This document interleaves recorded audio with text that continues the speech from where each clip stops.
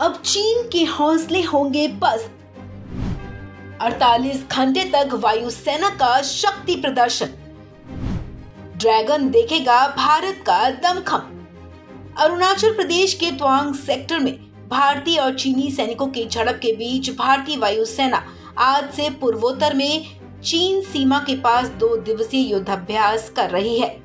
इस युद्धाभ्यास में उसके लगभग सभी फ्रंट लाइन फाइटर जेट शामिल हैं। एलएसी के पास भारतीय वायुसेना आज से अपना शक्ति प्रदर्शन कर रही है, जहां राफेल, सुखोई समेत कई तरह के फ्रंट लाइन फाइटर जेट अपनी ताकत दिखा रहे हैं। सूत्रों के मुताबिक इस युद्धाभ्यास का मकसद भारतीय वायुसेना की युद्धक क्षमता और पूर्वोत्तर में सैन्य तैयारियों को परखना है।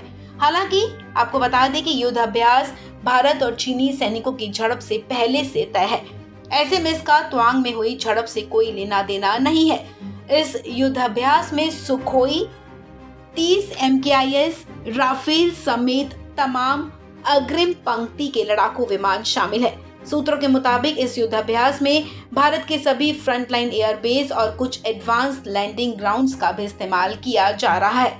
सेना और वायुसेना अरुणाचल और सिक्किम में एलएसी पर पूर्वी लद्दाख विवाद के बाद से पिछले 2 सालों से उच्च स्तरीय संचालनात्मक तैयारियों को बरकरार रखती आई है। ये युद्धाभ्यास ऐसे समय में हो रहा है जब चीनी और भारतीय सेना के बीच 9 दिसंबर की झड़प के बाद एलएसी पर फिर से तनाव बढ़ गया है। भारतीय वायुसेना के अभ्यास के मद्देनजर ड्रैगन ने अपनी सतर्कता बढ़ा दी है और अपने शिगात्से हवाई अड्डे पर चेतावनी विमान तैनात कर दिए हैं। चीन ने तवांग से 155 किलोमीटर दूर शिगात्से पीस एयरपोर्ट पर 10 एयरक्राफ्ट तैनात किए हैं। वायुसेना का ये युद्धाभ्यास तेजपुर, चाबुआ, जोरहट और हाशीमारा एयरबेस पर हो रहा है। ये युद्धाभ्यास वायुसेना की पूर्वी कमांड के नेतृत्व में किया जा रहा है। पूर्वोत्तर से सटे चीन, बांग्लादेश और म्यांमार की सीमाओं की निगरानी पूर्वी कमांड ही करती है।